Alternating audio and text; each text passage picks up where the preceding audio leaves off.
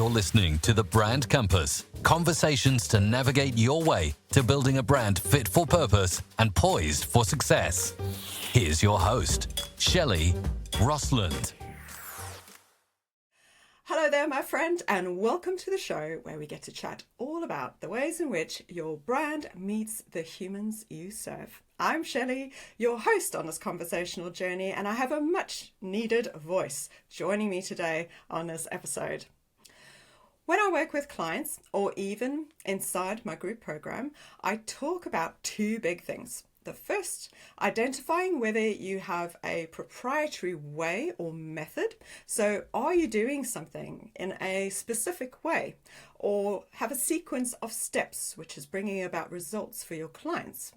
And I also talk about the second thing, finding different ways in which to deliver your value where you can leverage your time better and or improve your profitability.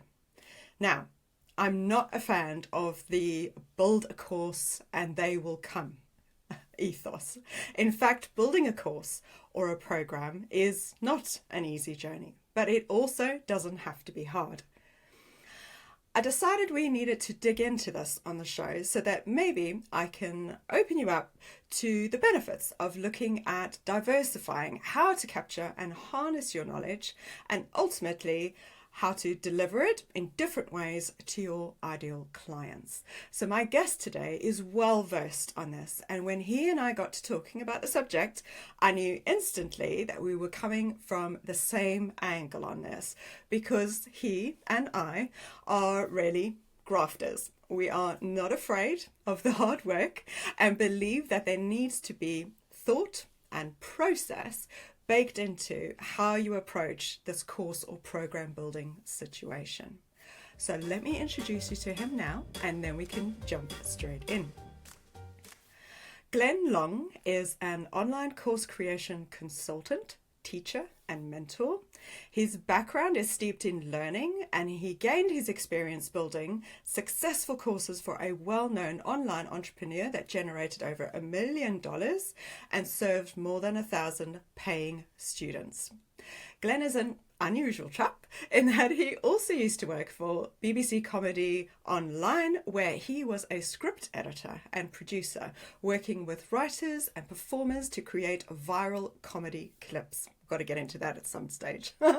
Today, he helps business owners create effective and engaging courses which blend seamlessly with their offline services and heightens the value for their ideal clients. His signature program, Build Your Best Course, gives people a paint-by-numbers roadmap for successful course creation together with group coaching and accountability. Glen is married to Jess. They have one young son called Noah, and they live right by the beach in sunny Bournemouth on the south coast of England. And he loves sea swimming, improv comedy, of course, and word puzzles. Welcome, Glen. Hi, 𝗘𝗣𝗜𝗦𝗢𝗡. How are you doing? I'm good. If I could just get my throat to work with me on this one today.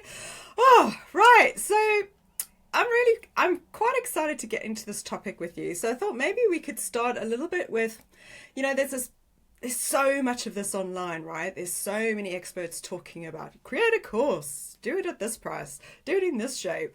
I thought it would be really useful for everybody listening today to maybe kind of get the benefit of why would you actually build a course? Why would you use a course or an online curriculum? Can you give us a little bit of the benefit insight? Yeah, absolutely. And I'm so glad you started with that sort of healthy cynicism around, how easy it is to create a course and how many people should do it, because I feel a little bit sometimes on the sort of the outlier of that industry quite deliberately.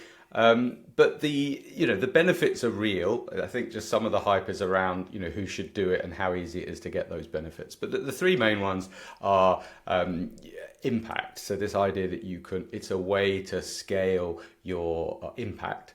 You don't have to be in the room or on the Zoom call to be helping somebody, because your course material is like a proxy for you. It's a little digital you out there somewhere doing the good work for you. So impact is a great one. Income is the obvious one. I try not to lead with that because that's the one that sort of drags maybe quite a few people that perhaps shouldn't create a course into it. But obviously, you create a course, you have a digital product you can sell. And that's another way that you can make income without just relying on your time.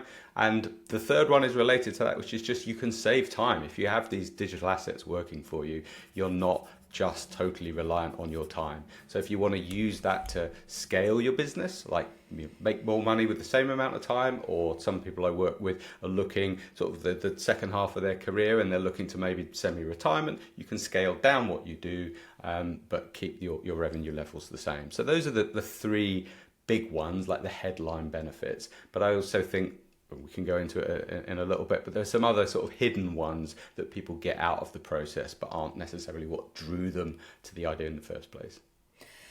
Yeah, and you alluded a little bit there as people who should and people who shouldn't. So before I get into the other stuff, like, I'm a little bit curious about that. Who are the people that shouldn't? Who are the people that shouldn't? Is it a mindset or a type of person or a type of industry? I think it's partly, I wouldn't say it's mindset necessarily. It's more about experience. I come across a lot of people who are attracted to that headline idea of, hey, turn any passion you might have, I joke about it, underwater basket weaving, do that in front of your iPhone, throw it up on but Thinkific we actually want to cry, right? Yeah, we do want to cry because there's so much messaging out there that says, whatever it is, whatever your passion is, let's just go out there and make some money. And I think somebody who perhaps has fallen into that argument might be a good candidate for maybe not creating a course. But the litmus test for me is the thing that you want to create a course around and presumably get people to pay for your course around. Is it something that you've been paid to do some other way? So don't teach somebody to, crack the marketing on their business if you haven't really done that. You haven't got a track record of being paid to do that for somebody else, because what a course does so brilliantly is packages up something you're already good at and already have some results around and makes it easier for you to deliver in a more efficient way. It doesn't magic a business or a capability out of nowhere. It feels a little bit like the dot-com days. There was that period where just saying putting an E in front of something made it a viable business. But of course, it's just a channel, really. The business still has to be behind there. And in the same way with the course, the expertise and the capability to deliver results still has to be there. The course is just a way of delivering it. Okay, I like that. Because the other thing that when we first started chatting about this in our kind of one-to-one of getting to know each other was this element of hybrid and having a hybrid offer. Because as well as trying to get your head around how would you build a course, I think there's also a lot of models and a lot of different experts that have their different ways of the way you should build an online business, if you like. But what we're also talking about here for the people that are listening who are subject matter experts, mainly service-based businesses running micro businesses, so there's already packing in the element of importance of time, efficiency, profitability, and very limited resources, right? Is that they don't necessarily have to make their whole business an online business, right? So we're talking about a hybrid here. So they could be creating it as one of, are you a Daniel Priestley follower? I can't remember what we said around that. I am the key person of influence. In fact, I was on a call with him the other day, not one-to-one, but he's got that. I thought you were name dropping then, Glen. He was randomly on a call with someone we were just talking about, Darren Smith. But yeah, he was promoting his Score app SaaS product. He does, yeah. Smart Darren guy. does, yeah. Darren was on the show, and he did talk about the Score app stuff, which is really important. But I think it's more about, and the Score app is part of that kind of product ecosystem. That's what I was bringing you to. Is Daniel Priestley's idea where your profitability is really coming from an ecosystem of services and products as opposed to one particular thing making you all of your revenue or making you all of your money. Do you subscribe to that idea? Do you think there is a place for this hybrid? You don't necessarily have to go all in and just be an online business. What are your thoughts? Yeah, I'm very much see the benefit of that, and a lot of the people that I've worked with come from that position. In fact, based on what I've said, if you need an existing capability, it's very natural to start to blend digital with that existing capability rather than trying to replace it wholesale. And I think the reason that so much emphasis is put on the totally on-demand, self-guided course is because that's the model that is most likely to give you the this, the golden goose of the passive income. So that's the model that you can totally package up. It can be challenging to do, but that's why the focus is there. Whereas actually, I like the blended model because it's so easy to just start that journey. I mean, if you do if you have a coaching package, for example, and one of the calls on your coaching package is you talk people through, what values are and how to elicit their own values, you probably find that you have a similar kind of conversation, at least the front end of that conversation, with everybody. So why not package just that element up as a video, as a lesson? And then instead of delivering everything live, you could say, okay, we're going to talk about values in our next session. Check out the video on my simple course platform and, make some notes, do the exercise, and we'll talk that through in our next session. So literally, like, one video could be the very starting of a hybrid model. And then, of course, you do more and more. And before you know where you are, you perhaps have a 50-50 hybrid sort of solution. That's nice. I think that's a really accessible way for people to flip their mindset on how on earth do I start or how do I begin? Because I think they almost feel like they have to stop everything they're doing, set aside all of this loads of time. Wouldn't that be lovely? To just go and create something magical, and sit with your laptop looking at the ocean while you build a course, which is really, really not the reality for 80%. Are you sure you don't work for one of the major course platforms? I think I've seen that fantasy image painted a few times before. Yeah. I mean, just as I'm going to just share my pain and angst as a grafter doing this. One of the advisors from I don't know if you did any of Amy Porterfield's stuff. I mean, I'm certainly aware of her in the market. I haven't done her course. Yeah, so she's kind of, I call her second generation OG, right? Because the OGs were Jeff Walker and, the guys that came before Brendan Burchard, and then Amy and James Wedmore, they came through as the next generation, right? So one of the things I did like about some of Amy's early advice, I'm not sure if she still says it today, I'm not terribly sure, was not necessarily to try and build everything and then launch and go, was to almost kind of get the idea first, get the benefit first, start to test your market to find out. This is if you were going to do a course, obviously that's not part of your hybrid, but then build it as you go. It's because all you needed to do was just be a little bit ahead of your students in terms of building. So I was like, right, okay, I'm going to do this. and I did say it did work from my perspective. What I hadn't really allowed for was it happened in lockdown. And also our neighbour decided to launch a 4-month property development project. Thanks, neighbour. Thanks, neighbour, with heavy drilling, which then really limited my ability to record videos, to record the audio, and not lose my even mind. Think. I was literally in tears. I was ringing around trying to find people like, where can I record? I feel like I'm insane. So I think there's an element where you do need to think about those things, don't you, in terms of a logistics perspective, because if you are going to record, what's your experience? I know we're going a little bit sidetracked here because I'm going into a little bit of practicalities, but what's been your experience in terms of people getting that course up in terms of recording and that? Like, what kind of equipment on a basic level would you say, don't worry if you've at least got these things for now, just start cracking on?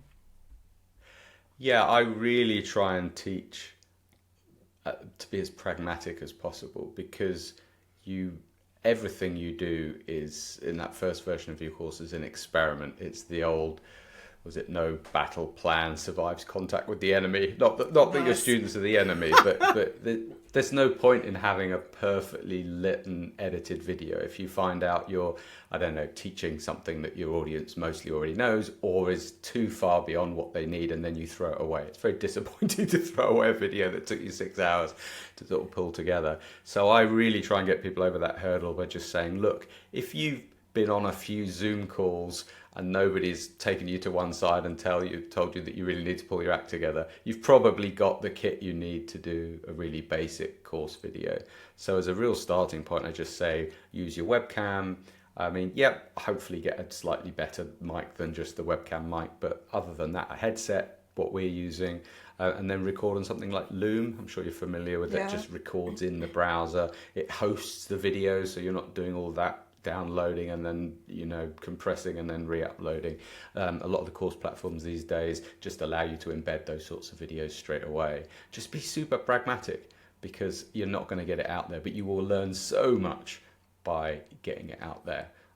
Give you a very quick example. The first course I put out post working for somebody else, I was doing a bunch of videos, and I did a few that were really bite-sized, like 4 or 5 minutes, and people loved the fact that they could just once a day get a video, watch it over a cup of coffee, and that transformed the way I created the rest of the course. And unfortunately, I learnt that in the first week, and you just wouldn't know that until you had put something out there. So don't build it all in your garage and then hope that everybody's going to love everything you do. Do get something out there.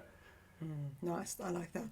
Because I think that element of experimenting and getting the feedback is really important. Because I think the other thing that some people might have a challenge around is actually what their topic is going to be, or what the thing is that they're going to create the course about. So maybe we could talk a little bit, because this is one of my benefits, which I said to you, of me actually building my group program, was I'm a consultant, right? So while I have some structured workbooks that I would have used to go and physically do the in-person stuff with a client, and have some prep stuff they do beforehand, and I'd obviously do some stuff after the time with a client, what I'd never really done is, that time you're sitting speaking to a client and asking them questions, and you go back and forth. All of that knowledge that I impart in those conversations, that was never documented anywhere. My knowledge was never documented anywhere. I don't know if you found You'll this. Probably come up with something amazing that you want to use with everybody else, and then you forget what you said. You just remember thinking, oh, that was good. Yeah, I'm quite smart. Where did that come from? And that I found actually incredibly useful and helpful, like building my group program. Even if, like, in the back of my mind, I was going, maybe you're doing too much. Maybe the course is too big. Maybe people can't get this, which of course you'll only find out once you start experimenting. But maybe you can talk us through a little bit. Like, have you seen that a lot? And I know you've got a course. It's Build Your Best Course, is it? What's it called? Yeah. Build Your Best Course. Build Your Best Course, the group program. So I wondered, like, within running that and getting some feedback from that cohort, or those cohorts, do you find that they identify and unpick that proprietary way, that their methodology, or even the models that they use, or how they come across those results? Do you feel like that the process does help? Definitely, because to bring something into a course form, you need to make external what previously is internal. And that's actually one of those benefits, sort of hidden benefits, that I alluded to at the start, because I have definitely found people that said, you know what, I realized that I do have an innate structure, but I'd never really externalized it. And now I can use it more in my one-to-one sessions because I'm more conscious of what I'm doing. So I think it's a brilliant way to really make concrete what you do, and also to find those areas where maybe you don't have a process yet. You think you do, but what one-to-one is great at, or just personal service delivery, is that if you have gaps, you can fill them instinctively in the moment. But sometimes people don't realize that they're doing that with every client. And so if I'm helping somebody design a course and we're working through a curriculum, I'll say, well, how do they cross that step? How do they get over that hurdle? And say, oh, well, I think I just talked them through it. Okay, well, what are the options? How do you talk them through it? And a lot of people find that just super valuable. And they start to see what they do as a process, rather just as something that they kind of consistently pull out of their head and it works. I like that. And I think, I don't know if you agree, but I think that really resonates very well with knowledge workers. So subject matter experts, people who they do all their intellect and their knowledge of how they actually help and serve people, and how they transform the outcomes for their clients, or carry through that solution. It's all locked up in their head. So this kind of process of having to draw that all out and put it into video or exercises or models or frameworks, it suits subject matter experts really well. I think it does, and it goes back to that old saying about, if you really want to understand something, try teaching it, and it forces you to bring out the specifics. you can't rely on instinct anymore because you're not in the room when they're watching your course videos. Yeah, and I think I had to really take, and this is just from my personal experience of having to, I did end up building more models and little mini models, like where you go, okay, we're going to solve this problem, but we're going to do it in this way. And I thought, oh, heck, there's a little acronym there, I could use that. Or maybe if we used a triangle and a square together, that might. And for me, that was really, I'm quite visual anyway, but I thought it really helped because I'm also quite wordy. It would help to balance out all the words, and also gave my participants crib sheets so you could teach them the knowledge, and then all they had to do is look at the diagram and they'd realize, almost like in a coaching program you'd learn about the drama triangle, right? Everybody, once they've done a coaching, some kind of coaching, they'll learn about a drama triangle, but as soon as you see that drama triangle, you go, oh yes, I know what the 3 points are and I know where I'm sitting in that triangle, I need to get out of the triangle. Almost like for my subject and what my topic was within my program, I kind of almost ended up with those little things as well, which also helped the teaching. I think that's at the heart of any good. Sorry to interrupt. No, carry on. Any good course, of those little frameworks and models. I think before I started trying to teach the art of course creation, if you like, I didn't fully appreciate. Basically, I was trying to tell people as much truth as about the process and on all of the complexity of it. And then I realized actually my job is to simplify it in a way that's kind of 80% true and works for most people. And that's what people really value. They don't want me to tell them everything I've learned. They want the kind of the crib sheet, the Cliff Notes version. And so like you've mentioned, I come up with these little models. Like there are only basically 4 types of course. I say, there's a mini course, a hybrid course, a signature course, and a solution in a box course. Is that true? No, but if you act like it's true, it's really useful and it cuts through a lot of complexity and it helps most people get where they need to go. So I see a course as a collection of those little frameworks or models put together in a way that you're just walking people through and allowing them to absorb it in an engaging and effective way. And I think it's an important part of, and I know you've listened to my subject matter expert manifesto, but when you're trying to do that course, it's actually trying to do exactly what I say in that episode, and that's meeting that student or learner or participant in your program or your course, meeting them where they are, instead of flooding them with all of your value and all of your knowledge, because actually all you end up doing is completely overwhelming them and go, oh my God, this is just not for me, It's always that there's that tension between giving them enough to proceed, but not so much that it would overwhelm them. Similar with like membership programs. Most people dump out of membership programs not because you're not giving them enough value, because you're giving them too much value. They just got overwhelmed, freaked out, and then they go, yeah, I need to turn this off for a while. Yeah. Same with a course, but with a course they'll just drop out and they won't come back. They may even refund. So do you have, on that, like you've just mentioned that now, do you have any statistics? And I know that from before you went into doing this for yourself, you've had quite a bit of experience with others on the usefulness of working with others who are selling things on such a degree as the data, right? is knowing things in big numbers, because for us normal human beings on the ground, when we're selling seats on our programs or using our hybrid solutions, we're talking much smaller numbers and the trends aren't as massively visible, right? So from your experience from before or even now during your work that you're doing now, what would you say the percentages of people who end up actually buying programs and then not doing them? Do you know that there's a statistic around that? Percentages are really tough because sometimes it's really difficult to tell. Sometimes it differs from niche to niche. Let me tell you what I know. I know that there are some people who like buying digital programs. Yes. It's like people who have the bookshelf and they never read the books, but they don't regret buying the books. They like it on the shelf. Maybe they'll need it one day. Maybe they just like the look of it on the shelf. So as a course creator, it's easy to feel bad about those people. They're not getting into my program. They're not getting the value. But actually, you talk to them, they love they love that purchase. They love the fact that it's there. And why not sell to those people? They're a small group. I would say maybe 10%, 20% are sort of fall into that category.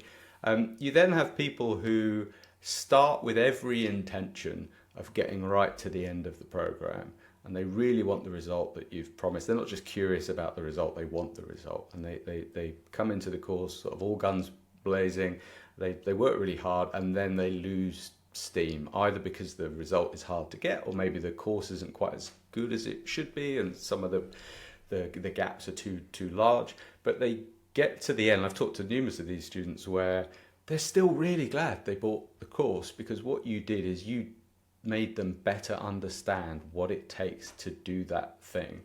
The last company I worked for, we had it was a cheesily named course, but it really worked well, called Freedom Machine. It was this idea of building a blog, passive income, all of those sorts of things. And it was a really good course, but the journey it took them on was a tough journey. You're building up an audience, building up a blog, learning how to monetize the blog, learning all different strategies for getting traffic and all of that. And it was probably a year-long journey. But lots of people who didn't quite get to that end point loved the course and really wouldn't take their money back if you offered it to them, because they learnt so much through that journey. And then you have the people who have the eye on the result, they're willing to do the work, and they get all the way to the end. Sadly, that is in a minority. I don't have a statistic. I would guess 5-10%, something like that. But really, if it's a mass, if it's a big program, if it's a guided small group program, then the results are going to be a lot better. But they get through to that end point, and they are obviously your ideal students, but they're not. They don't always look like that from the start. They're often the people that start slow, don't raise their hand very much. You don't see much of them, but they are just pushing ahead and they are doing the work, and that's what's required. Is there anything that we can do as course creators? Because I'm resonating with all of those different levels of students. I'm the student that, I would probably finish the program to the end. So from my aspect, because I'm just a waster. So I would see it as a waste of money do you know what I mean? I'm not going to pay the money and not do the work.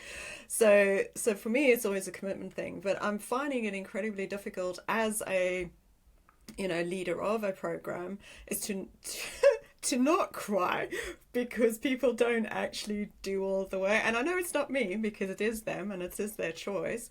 But what are the kinds of things that we can do, to try and support participants through a program so they don't lose steam? I mean,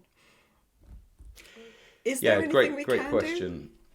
Well, there's a combination of things. Some of it are course-based, and one of the things, going back to your question about stats that was able to do in the previous role with the volume of students, was you could see who completed each lesson, and we ran some numbers to see between which two lessons or assignments was there the greatest drop-off in completion.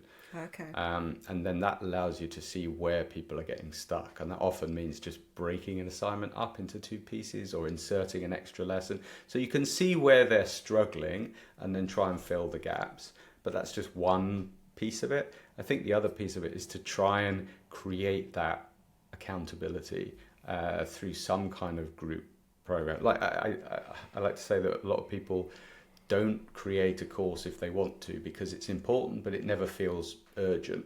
And I think once you're inside a program, you need to find a way of creating sort of mini pockets of urgency. Now, that might be a weekly call where you just very gently say to somebody, okay, what did you do last week? What are you aiming to get done for next week? And just create that environment for them. Or it could be with some of these bigger signature programs, they actually have one-to-one progress coaching, if you like, with somebody in the program. But that's where you've got a whole team running your program. But I think it's a multifaceted thing. Yeah, so it was interesting because I did for my first cohort, just as a test, and you could probably share if you want how you felt on your first cohort as well. But for my first cohort, I did have the live calls every week, and I thought I'd been as much, because it's difficult to know how long it's going to take people to do stuff, because I work at a rate of knots, right? So I have to literally divide everything almost by half, if not more, in order to, it's like any normal person would be able to, because bearing in mind I've been doing this for a long time. So for me, like, my practice skills are in there, you know, so I can do something really quickly. But I've got to think, well, this person has to grasp the concept first, make it relevant to themselves, and then actually complete the exercise. Now, I can help with all of that within the video and within the exercise. But what I did do is also created like a program time frame for them. So even though I say it's X amount of weeks for the full program, what I did was break down things per module, per lesson, and go, this is how long the videos are, this is how long roundabout it should take you to do exercises. So I kind of gave that in the beginning. But one of the feedbacks from it, and I got a really lovely super fan friend, Claire, I'm going to have to get her onto the show, Claire Short. She runs an a osteopathic clinic, and she's obsessed with avatars, right? So she's amazing to have inside the groups. So, and not the blue people, everybody, the ideal client avatars, right? And she said to me, Shelley, you were not strict enough. I was like, what? I said, I can't be strict. It's the first cohort. She says, no, but, you know, people actually almost need to have a little bit of, not fear in them, but you know when a teacher's got to check on you and go, have you done your homework?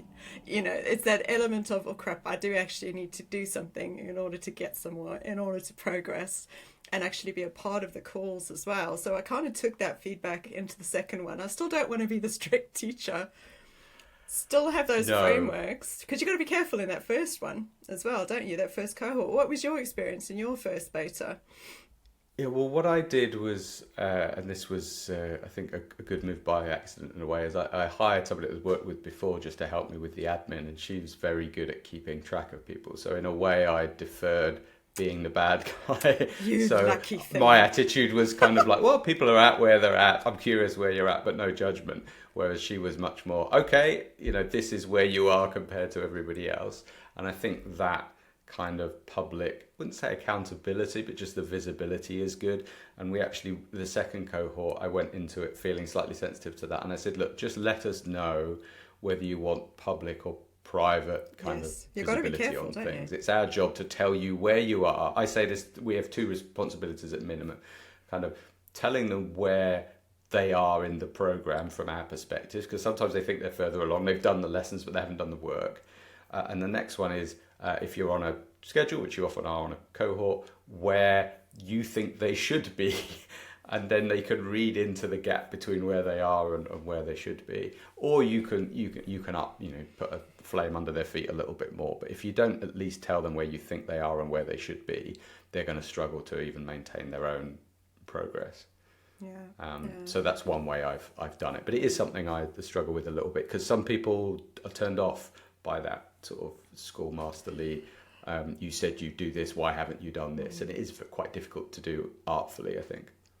And I would hope that people who are potentially not great at accountability or whatnot would have either put their hands up right in the beginning and say, look, I'm going to need a buddy. I created a buddy system for the second cohort as well, so I didn't have to be a part of everything. So it's almost like, okay, this is participant led. Why don't you break into groups of 3 or 4? We didn't have a massive cohort at all. So it was like, you decide. And if you want to do it, then have some little accountability sessions between you guys, between the calls. So we did that as well. But I do think I've got to stop the motherly instinct as well to a degree and go, look, I've put all the frameworks in place. I've put quite a bit of accountability in place, you know. So it's just for anybody listening is trying to not get too attached to the end result for all of them. The other thing I did try actually, Glen, was you're probably going to moan at me for doing this as a course creator, is in the second one, I was like really curious. So while people do the lessons, right, and they do their exercises, I never really know what the quality of that output is, right? So they might think, oh, it's fantastic. But a lot of what I'm teaching is for you to make a lot of micro decisions about your positioning as an entrepreneur through the lens of your, you know, your brand strategy and therefore into your marketing. So what I did in the second cohort is there's one big massive document. You kind of, that whole like time of the program, you're basically trying to input into this document. So I got to week whatever it was and thought, right, you guys should be around 50 to 60% through. You know, anybody who wants my feedback, to be fair, I did ask. Anybody who wants my feedback or input, you know, pop one of those into our Dropbox folder. And then what I did do, I don't know what you think about this, but what I did do is then I said to them all, I did get permission. I said, look, what I'll do is I'll bring it up on screen. And as I'm kind of working through it in terms of me giving feedback, I'll record all of that. So I recorded it all, and then I shared it as well, and again got permission, so everybody's happy for me to share that, and I did that, and actually they all really loved that. But is that too time consuming? Should I not be doing stuff like that? I've done exactly the same thing. I think it's really powerful, but it does depend where you are in your course development. So where I am with my main program is I've got a third cohort coming up, and I'm still looking for that feedback. So if I have to spend, like for instance, one thing I'll go do sometimes that goes even further than what you're doing is if someone's really stuck on something, then I might have like for instance, curriculum creation is something that people struggle with, just that design process to curriculum, and I will get on a call with them, and there's a tool that I recommend we use, and I will go through it interactively, and I'll move things around, and I'll work with them like I would as a one-to-one client, because I know that that's probably the biggest hurdle, and if I can get them across that, that's great. But I'll also learn what needs to go into the next version of my course materials so that I don't have to do that. And that's kind of how I promote the early stages of a course. I'll actually say, I'm going to help you in ways that you would normally have to be a one-to-one coaching client to get.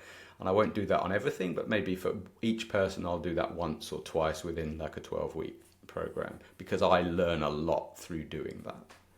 That was kind of my angle on it, because I think if I can't actually see how they're digesting what it is I'm teaching, and then how they're actually inputting that into their exercises or whatever their output is, I don't know. Because what I really hate from feedback, I don't know about you, is that, oh, it's so lovely, it was so great. I'm like, okay, that's nice, but can you be really specific? It's like, was there something you got stuck on? And I think because the course is quite big, the program's quite big, maybe if they did get stuck, they've forgotten about it because they overcame it later on. I mean, that was a different thing with my very first cohort. The deal was very much, I'm going to give you a lot of value here, but you're going to give me a lot of feedback in response. And I think I went overboard, because like every lesson had a little feedback form. Oh, you were telling me. Amazing. God, I probably would have punched you. I got like 68 pages of feedback. Some of it was immensely valuable. And to be fair to me, I did tell people on a Zoom call before they even signed up that this was going to be what was involved. But halfway through the course, I did sense that people were getting feedback fatigue.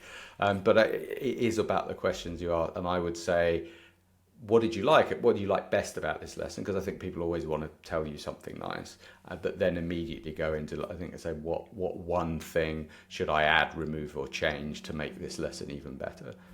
So it's really directing the feedback that you want, because it's the negative stuff that you can actually do something with. Yeah, so I think a lot of the stuff that you've talked about throughout our conversation now is also highly dependent on you choosing the right tools, right? So I know you use 𝗘𝗣𝗜𝗦 at the moment for what it is that you advise people through the course program, and you've also, you've become a 𝗘𝗣𝗜𝗦 expert, is that right? Is it on their website or through a podcast? I'm a 𝗘𝗣𝗜𝗦 Pro educator, which just basically means they give me some advance warning of new features. They're rolling some new features out at the moment. It means I get to play with the latest sort of toys for free. And it just means I can guide the direction a little bit, because as much as I like the platform, you can give feedback. There are things that, things I want them to do. Yeah. Which, I mean, to be fair, every learning platform, especially the growing ones that are trying to challenge the big guys of Kajabi and Teachable and all that, and Thinkific and all of those lot, you know, they're all in growth spurts in varying degrees, aren't they? So you can't get one thing that's going to do absolutely everything perfectly. You've got to find something that's going to do the right things for you, isn't it? And you can drive yourself crazy trying to find it. I always say pick, like, if there's one feature that it really must have, like some people really need to issue certificates automatically or something like that, pick the most obscure but most important feature that you want and use that to filter all of the platforms, and then just pick like the best one based on that, on what's left. Oh. Gosh, I've really enjoyed this, Glen, and I feel like we could have just gone on forever. I haven't even spoken about the subject matter I can talk about this stuff for ages, I know. That's fine. Before we close, a really quick thing is you said you'd give me a little bit of feedback on the term subject matter expert and the start of my manifesto on episode 17. What did you think? Like, what sat with you after listening to that? I think that, I mean, first of all, we were saying before the call, I think it's great that you're just jumping on this term, because it's a concept that's been around for a long time, and there's not really a good name for it. And why not make this the name? And I love how personal brand is so tied up in that, because it plays so well into what we're all struggling with AI at the moment. Yes. So this whole idea that you as an individual can become known for not just being an expert in a topic, but having this unique approach to getting results within that topic. I mean, when I listened to that episode, it really made me think a couple of things about how I'm positioning myself. But it's just so important, I think, to be the human face of a particular type of solution. Really owning and knowing your topic, because there are so many people out there who say they're an expert, I'm a specialist in this, an expert, I'm a guru, I'm this or that. It's like, well, are you? I mean, if you did, you'd probably have written a book or created a course. But I do say, I think a course is the new book, in the sense, if I go on your website and I see you've got a fully fledged course, then that is, to me, shows that you've at very least you're committed to that topic, that you've really invested some time in that. So I love that, the fusion of personal brand, owning a topic, saying I do this, I don't do that, I think is awesome. I love it. Yes, I mean, I really agree with that. And I think, again, through the feedback I've had from people, is you're only really truly an expert if other people are actually pointing to you and saying that you are an expert. You cannot be a self-professed expert as well. So there is that element of third degree credibility, isn't it? Absolutely. It's that idea of the branding, brand is what people think of you. Branding is what you do to try and influence what people think of you. And I think it's the same thing with being an authority or subject matter expert. It's much better if other people are saying that about you, and just stop saying it about yourself. Yeah. Oh, okay. I think we'll have to bring the episode to a close, Glenn. I really Awesome. enjoy the way you approach your work. So, and also the way you think about these things, as you know. So if anybody listening would like to learn a bit more about you or the work that you do, where can they find you? Just, it's my name. Just go to www.glenlong, so that's GLENLONG.com, and you can sign up to my newsletter. I've got a free course that you can go through with some video resources, and I'm also have a new cohort of my Build Your Best course program coming up in September. Excellent. Oh, so does mine. So we can be course program buddies in September. Cohort buddies. Cohort buddies, yes. And where's the best place to communicate with you in terms of socials? What do you? LinkedIn is LinkedIn your favorite? My favorite. Yeah, okay, definitely. Perfect. Thank you so much for joining me today for the conversation and sharing how you dig into this important area for clients. I feel like your particular genius is very much needed today, especially when there's this plethora of experts on the interwebs, completely confusing the topic for many people. How you think about things and approach this subject is much more understandable and accessible to the people listening today. Thank you. Thank you. And that's it for this episode, folks. Thank you so much for joining us. Did that help to see something possible for yourself now? Is there perhaps a flicker of acknowledgement in you somewhere that recognizes a way where you could possibly not only capture your knowledge in a tangible way, but also one that may well leverage your time better over the long term? Improve your profitability maybe, and even release some much needed freedom. Who do you know that could do with hearing this conversation and Glen's insights? Share this episode. Go on, you know you want to. Until next time, stay strong, believe you have value, and make good brand decisions. Thank you for listening to The Brand Compass. If you enjoyed this episode, make sure to share it with your entrepreneurial friends and help them make good brand decisions. Until next time, let's keep the conversation going at 𝗘𝗣𝗜𝗦𝗢𝗓.com.